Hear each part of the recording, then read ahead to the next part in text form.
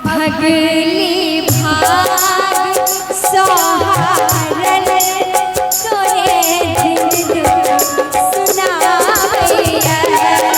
अभगली भाग सोहारन तोरे दिन सुनावैया।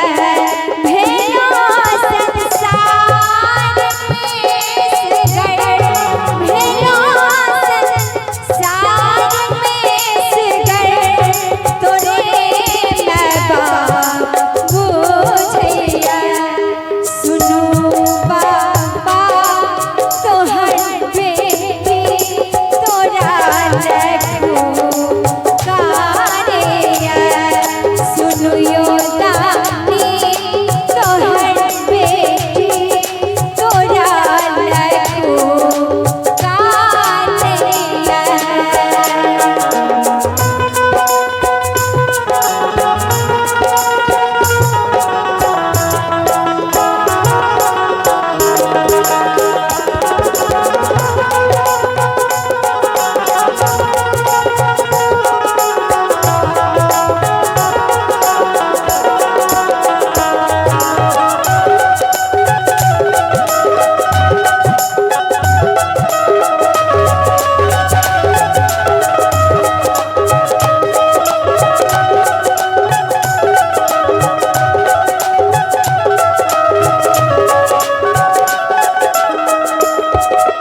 और जखन सब सहारा छोड़ दे छथिन त एक मात्र बाबा सहारा होइ छै।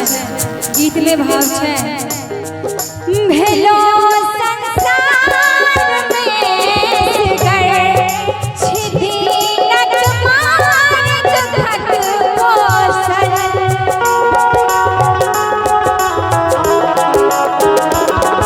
भेलो संसार में सगर छिदिनक मारत भगवोसन। सहारा आब नहीं दोसर, सहारा आब नहीं दोसर। टुकड़े आस कर अभगली भाग सोहारन तोरे दुख दर्द सुनावैया। अभगली भाग सोहारन तोरे दुख सुनावैया। भेलो संसार में सगर, भेलो संसार में सगर तोरे मैं बाप बुझैया। सुनु यो बाबा तोहर बेटी तोरा लखो कारेया। सुनु बाबा तोहर बेटी तोरा लखो कारेया। सुनु बाबा तोहर बेटी तोरा लखो कारेया। तोरा लखो कारेया। तोरा लखो कारेया।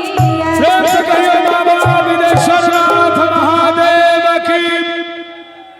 आओ ए गीत पर